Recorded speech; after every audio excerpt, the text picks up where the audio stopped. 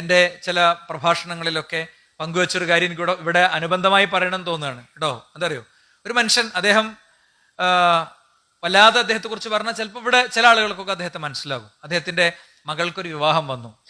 വിവാഹ അന്വേഷണം വന്ന കുടുംബത്തെയോ അല്ലെങ്കിൽ ആ ഒരു ടീമിനെയോ ഒക്കെ പറഞ്ഞാലും ചിലപ്പോൾ എല്ലാവർക്കും മനസ്സിലാകും. അതുകൊണ്ട് പരമാവധി അവ്യക്തമാക്കി പറയാന്നുള്ളതാണ് ഇപ്പം ഞാൻ ചെയ്യേണ്ടത് കേട്ടോ. അപ്പം ഇദ്ദേഹത്തിൻ്റെ മോൾക്ക് നല്ലൊരു ബന്ധം വന്നു. ആ ബന്ധം നല്ല സാമ്പത്തിക ആസ്തിയുള്ള, അത്യാവശ്യം പേരും ചൂരും ഒക്കെ ഉള്ളൊരു ഫാമിലിയിൽ നിന്നാണ് വന്നത്.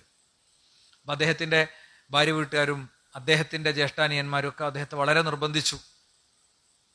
അപ്പോൾ മൂപ്പര് ഇജന്തന് മറുപടി കൊടുക്കാത്തത്. അപ്പം മൂപ്പര് എനിക്കറിയുന്ന ഒരാളാണ് അദ്ദേഹം രാവിലെ ഒരു 4 മണിക്കെങ്കിലും എഴുന്നേൽക്കും.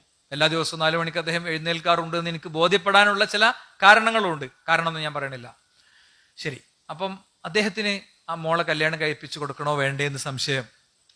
അപ്പം എന്നെ വിളിച്ചു. ഞാൻ ഇസ്തിഖാറത്ത് നിസ്കരിച്ചു. അറിയാത്തവർക്ക് വേണ്ടി പറയാണ്, നമുക്കൊരു ദുനിയാവുമായി ബന്ധപ്പെട്ടൊരു കാര്യത്തിൽ ഒരു കൺഫ്യൂഷൻ വന്നാൽ അപ്പം ചെയ്യാനുള്ളതാണ് ഇസ്തിഖാറത്ത്. ഞാൻ നിസ്കരിക്കണോ വേണ്ടേ എന്നുള്ളിൽ കൺഫ്യൂഷൻ വന്നാൽ ചെയ്യാനുള്ളതല്ല. സ്വതക്ക കൊടുക്കണോ വേണ്ടേ എന്നുള്ളിൽ കൺഫ്യൂഷൻ വന്നാൽ ചെയ്യാനുള്ളതല്ല. കള്ളു കുടിക്കണോ വേണ്ടേ എന്നുള്ള വിഷയത്തിൽ കൺഫ്യൂഷൻ വന്നാൽ ചെയ്യാനുള്ളതല്ല. മറിച്ച് ഞാനിപ്പോൾ ഈ ജോലി ഒഴിവാക്കിയിട്ട് ഗൾഫിക്ക് പോകണോ, ഒരു സംശയം വന്നു വിചാരിക്കുക, ഞാൻ എൻ്റെ മോളെ കെട്ടിക്കണോ? അപ്പോൾ അതിനാണ് സ്വലാത്തുൽ ഇസ്തിഖാറ. അതിനാണ് സ്വലാത്തുൽ ഇസ്തിഖാറ. 2 റകഅത്ത് നിസ്കരിക്കുക, എന്നിട്ട് അല്ലാഹുമ്മ ഇന്നി അസ്തഗ്ഫിറുക എന്നിട്ടൊരു ദുആ ഉണ്ട്, ആ ദുആ ചൊല്ലുക. എന്നിട്ട് എന്ത് ചെയ്യുക, ആ വിഷയത്തിൽ നന്നായി ധാരണയുള്ള ഒരാളുമായിട്ട് ചർച്ച ചെയ്യുക. അതിലൂടെ കിട്ടുന്ന ഒരു ഉത്തരത്തിലേക്ക് എത്തുക. അതിമ്മ ഹൈറായിരിക്കുക. പ്രത്യക്ഷത്തിൽ ദോഷം തോന്നിയാൽ അവസാനം ഹൈറായിരിക്കും എന്നാണ് ഇസ്ലാം പഠിപ്പിക്കുന്ന അസ്ല്. അദ്ദേഹം അങ്ങനെ വിളിച്ചതാണ്. ഞാൻ ഇസ്തിഖാറ നിസ്കരിച്ചിട്ട് വിളിക്കുകയാണ്. 3 വട്ടം നിസ്കരിച്ചു. ഞാൻ ആദ്യം നിസ്കരിച്ച ഒരു കാര്യത്തിൽ, പിന്നെ നിസ്കരിച്ച ഒരു കാര്യത്തിൽ, പിന്നെ 3 കാര്യം എനിക്ക് പറഞ്ഞു തന്നു. അപ്പോൾ വിശദമായി കേട്ടപ്പോൾ ഞാൻ പറഞ്ഞു, എനിക്ക് അങ്ങനെയല്ലേ തോന്നിയാ, എനിക്കൊരു കാര്യം കൂടി ഉറപ്പാക്കാനുള്ളൂ. എൻ്റെ മോളുടെ അഭിപ്രായത്തിൽ എന്താണെന്ന് അറിയില്ല. ഓളൊന്നും പറഞ്ഞിട്ടില്ല. ഓളത് ചർച്ച ചെയ്യുന്നിടത്ത് ഞാൻ പോകലാണ്. വീട്ടിൽ 2 ആളെയും ഉണ്ടാകത്തുള്ളൂ. ഒന്ന് ഞാനും ഓളൊന്നോളൂ. നിങ്ങളൊന്ന് ഓളോടൊന്ന് ചോദിക്കണം. അപ്പം ഞാൻ ആ കുട്ടനെ വിളിച്ചു. എന്താ അവളെ ഇങ്ങനെ ഉണ്ടല്ലോ, ഇപ്പോൾ പറയുന്നുണ്ടല്ലോ. അപ്പോൾ ആ കുട്ടൻ്റെ മറുപടി എന്ന് പറയുന്നത് ഭയങ്കര മനോഹരമായ മറുപടിയാണ്.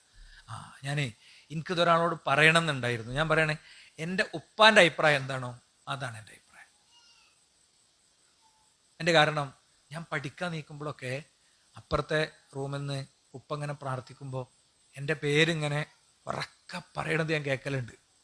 അപ്പം എൻ്റെ ഉപ്പനോളം എൻ്റെ കാര്യത്തിൽ ശ്രദ്ധയുള്ള ഒരാളും ഇല്ലെന്ന് എനിക്ക് ഉറപ്പാണ്.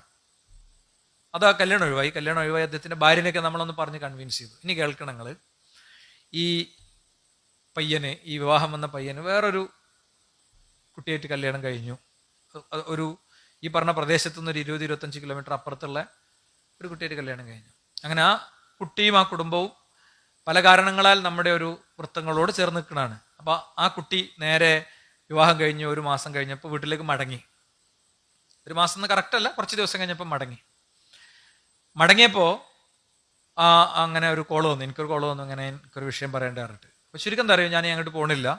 അയാൾ ലഹരി ഉപയോഗിക്കുന്ന ആളാണെന്ന് എനിക്ക് മനസ്സിലായി. അപ്പോൾ അയാളുടെ ഫ്രണ്ട്സിനോടൊക്കെ ഞാൻ സംസാരിച്ചു. അപ്പോൾ ഫ്രണ്ട്സൊക്കെ പറഞ്ഞു, അയാൾ എത്രയോ കാലമായി ഇത് നിർത്താൻ വേണ്ടി ഭയങ്കര പരിശ്രമം നടത്തുന്ന ആളാണ്. അത്രയും ആരാധനകളൊക്കെ ഉള്ള ആളാണ്. ചെറുപ്പത്തിൽ എപ്പോഴോ പെട്ടുപോയൊരു കെണിയാണ്. ഇപ്പോൾ അയാൾ ഏകദേശം അത് നിർത്തിയിട്ടുണ്ട്. കല്യാണം കഴിഞ്ഞിട്ട് അത് ഒട്ടും ഉപയോഗിച്ചിട്ടില്ല. ഞങ്ങൾ ഗ്യാരണ്ടി തരാം എന്നൊക്കെ അവർ പറയുന്നുണ്ട്.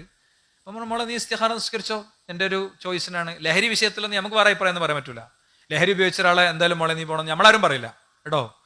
അപ്പോൾ അവൾക്ക് തോന്നി വേണ്ടാന്ന്, അവൾ വേണ്ടാന്ന് വെച്ചു. അപ്പം നിങ്ങൾ ആലോചിച്ച് നോക്ക്, എല്ലാം കണ്ടിട്ടും അയാൾ പടച്ചോൻ്റെ അടുത്ത് ഒരു ഇസ്തിഖാറ നിർവഹിച്ചപ്പോൾ പടച്ചോൻ അയാൾക്കാണ് കാണിച്ചു കൊടുത്തു, എൻ്റെ മോളെ കെട്ടിക്കണ്ടാന്ന്. ഇതാണ് സംഭവം.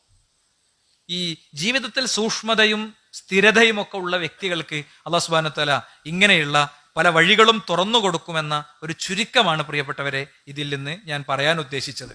നമ്മുടെ കൺമുന്നിലുള്ളൊരു കാര്യം പറയുമ്പോൾ അത് കൂടുതൽ വ്യക്തത ഉണ്ടാകുമല്ലോ എന്നുള്ളതിൽക്കാണ് ഞാൻ എൻ്റെ അനുഭവം ഇവിടെ നിങ്ങളുമായി പങ്കുവച്ചത്.